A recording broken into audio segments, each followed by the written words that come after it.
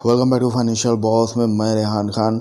आज बात करूंगा कि जब हम लोग लोन लेते हैं तो हम लोग दो चीज़ें सुनते हैं, एक होता है राइट ऑफ और एक होता है वेव ऑफ।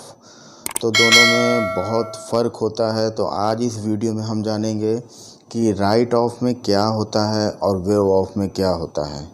तो चलिए करते हैं वीडियो को शुरू और देखते हैं दोनों में कितना फ़र्क है।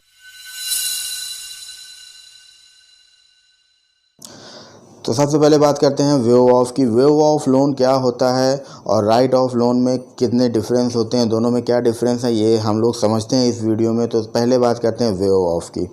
अगर मान लीजिए एक किसान है और उसने अपनी फसल के लिए लोन लिया और किसी भी वजह से फसल अच्छी नहीं हुई और वो लोन देने में सक्षम नहीं है और लोन नहीं दे सकता है, तो सरकार उस पर इंक्वायरी करती है पहले। और अगर सरकार को लगता है कि सही में ये लोन नहीं चुका सकता है तो उस कर्ज़ को माफ़ कर दिया जाता है।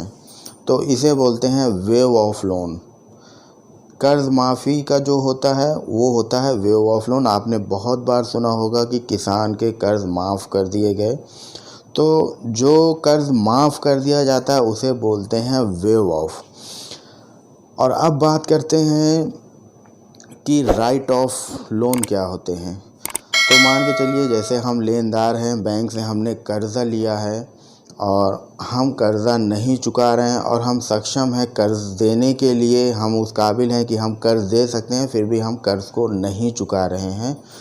तो बैंक क्या करती है, जो अमाउंट हम लोग लोन लिए रहते हैं उसको नॉन परफॉर्मिंग एसेट्स में डाल देती है और उसको रिकवर कराने की कोशिश करती है। जब ये अमाउंट रिकवर नहीं होता है, बैंक को लगता है कि ये पैसे डूब गए हैं, तो वो उनको राइट ऑफ में डाल देती है। तो राइट ऑफ का मतलब ये होता है जब कभी भी बैंक आपको पकड़ेगी या आप मिलेंगे बैंक को, तो जो अमाउंट उसने राइट ऑफ में डाला है वो अमाउंट आपसे वो वसूलते हैं। तो यही दो फ़र्क होते हैं।